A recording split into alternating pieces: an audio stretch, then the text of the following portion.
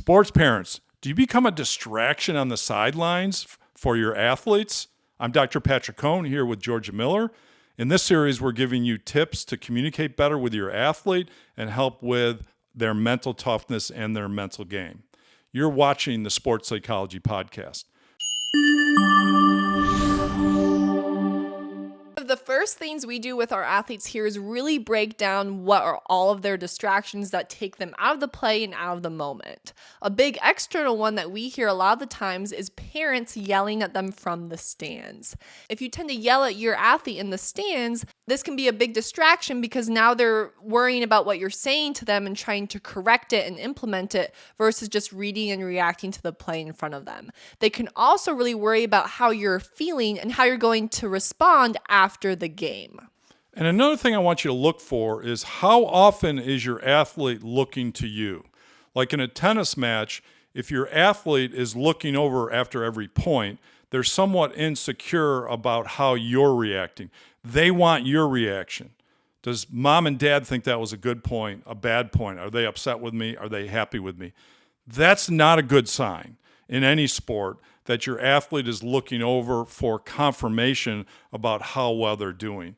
So you absolutely want to instruct your athletes to stay focused on the court or on the field or on the course and not be looking over constantly at a parent for approval.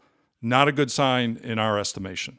Another thing that I really want to highlight is that you are the biggest role model for your athletes. I was working with a baseball player one time who was losing a lot of composure after his strikeouts. And to come to find out, his dad was screaming at him and kicking the fence after all of his strikeouts too. So the dad was really angry. The dad was losing all composure. Naturally, that's all the athlete knew. So he was losing composure after his strikeouts. So we really started working with the dad and the athlete on this. The dad was really working on keeping his composure in the stands. And naturally, the athlete was able to really follow that and keep his composure on the field, especially in the box. Remember, at game time is not a time to instruct from the stands. That's why they have a coach, right? But we also think it's a time for them to let loose, just go play, have fun, and not be encumbered by a lot of instructions coming from the bench. Remember, they've already trained. They've already done repetition after repetition after drill. They know how to play the game. And so if you're yelling out instructions or technique things to them, then that's only going to bog them down and cause them to overthink. The best option is just to clap for everybody when they make a good play and not yell out instructions or tactics to your athlete. Trust that they know what to do. You're watching the Sports Psychology Podcast. For more information, head over to peaksports.com to learn more about our mental training and how we can help your athletes.